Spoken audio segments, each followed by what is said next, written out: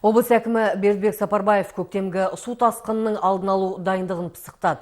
Биыл қыста қар мөлшерден көп түскен. Сондықтан көктемде қар суынан қауіп болуы әбден мүмкін. Облыс басшысы қаладағы судан құтқару бекетінің төтенше жағдай кезіндегі мүмкіндігі мен техникалық жабдықтарын барып көрді. Қалада қар тазалау жұмыстарына куә болды. Бұл туралы толығырақ келесі бейнесюжетте.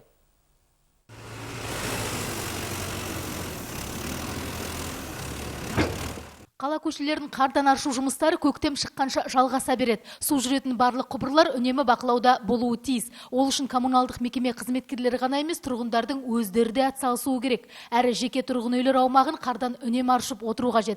Жауапты мамандарға облыс әкімі Бердібек Сапарбаев осылай деп тапсырма берді. Қала әкімшілігімен бірге отырып, қарау керек. Қай жерде ертең су басады, ол жерде қанша үй бар, қанша тұрғын бар.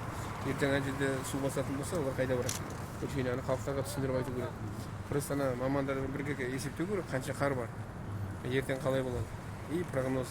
Ал төтенше жағдайлар басқармасының басшысы облыс әкіміне барлық шұғыл қызметтің көктемгі су тасқынына дайындықтарын мәлім етті. Бұдан кейін өңір басшысы облыс орталығындағы суға қауіп бар аймақтарды аралап көрді. Олар Мәскеу, Құрмыш, Авиатор шағын аудандар және қала іргесінде орналасқан жаңа қоныс ауылы. Мұнда да Бердібек Сапарбаев төтенше жағдайлар қызметінің әзірлігін пысықтап алып, күндіз-түні бақылауды күшейту туралы нақты тапсырды.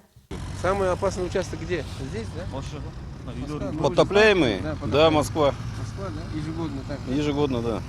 А вот снег по сравнению с прошлым годом много или мало? Гораздо больше. На несколько?